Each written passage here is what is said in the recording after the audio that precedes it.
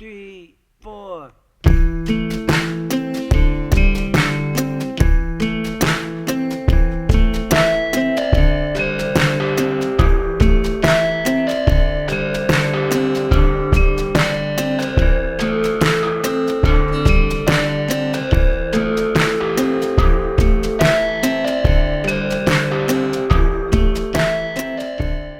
Yeah, we came from New York, and I kind of had it in my mind that we'd find some material that we'd write songs based on. I had this previous knowledge of Bawa music, so I wanted to come back and try to find the real thing. And so we found Aaron, and Aaron's from the north of Ghana, and we learned 3 different types of Bawa from him: Firu, Sisala, and Nuna. And we wrote 3 songs, me and Bridget, based on those 3 things, and we changed them, and we slowed them down, and we did lots of things to them. And we met Coulter, and Colt had a studio, and he ended up engineering and recording versions of the songs, and then we had our teacher come and record versions of them as intros that with just the xylophones, more like how we learned them.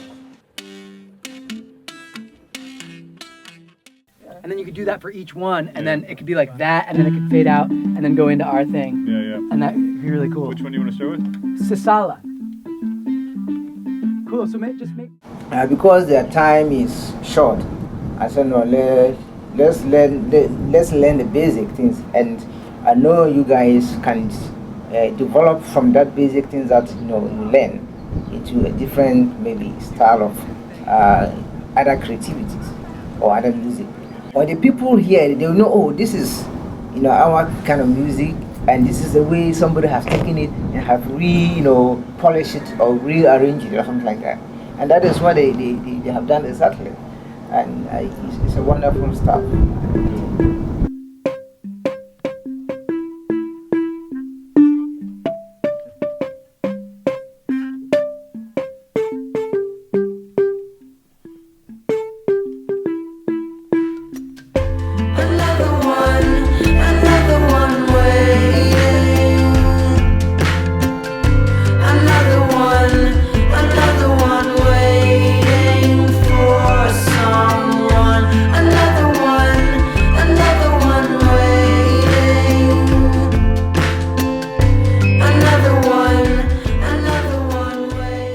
I think one of the great things about learning a music that you are unfamiliar with is it kind of gets you out of your old habits, or the style that you kind of settle into. And that was one thing that was exciting to me about this project is what I've been playing recently is closer to soul, pop, rock and roll music. And so I've been writing mostly in that style, and working with this material kind of brought me to a different zone where I wasn't writing stuff like I had been writing. It kind of inspired some stylistic things in myself that I hadn't been able to access for a while. So just the type of melodies that sounded good over this material was different than the type of melodies that I'd been humming to myself, for the last year or two. So that was really nice to experience. And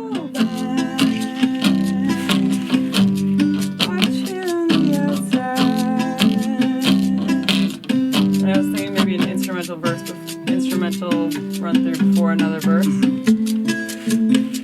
Maybe the line over it.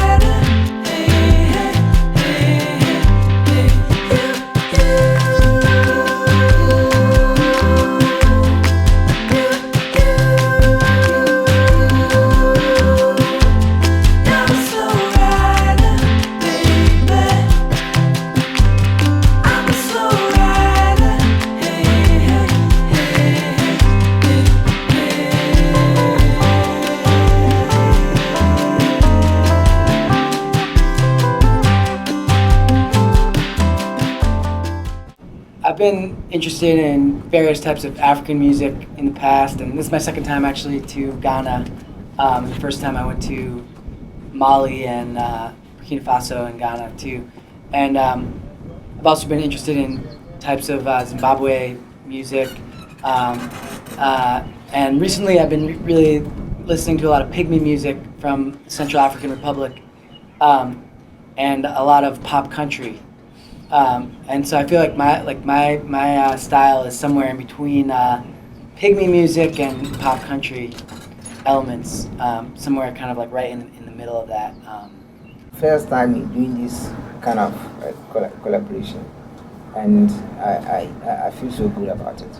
I don't know, it's hard to sum it up, but I guess I feel overall kind of astounded that like this all came together the way that it did, and that is inspiring and encouraging towards the future and future, you know, collaborations, just because you know, we came here with the desire to do something, and just sort of like it was almost like a pie in the sky idea that this would actually come together in this way. So yeah, I guess it gives me sort of faith in like the in music, you know, and the idea that you can go somewhere really far away from your home and find musicians that are excited about, you know, collaborating with you and make something new together, you know. It's really encouraging, and I feel very blessed to be able to do something like this.